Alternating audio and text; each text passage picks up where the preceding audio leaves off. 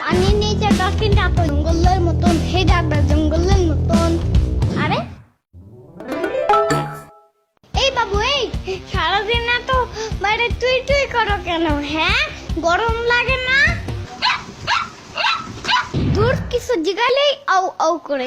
আমার বাসায় অনেক বড় ফ্যান আছে জানো, অনেক জোরে জোরে বাতাস খেতে পারবা, বুঝছো? যাবা আমার বাসায়? চলো।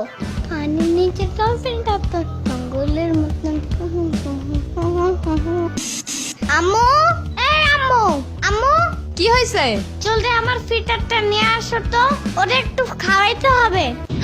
ওরা আবার কই থেকে আনছুস?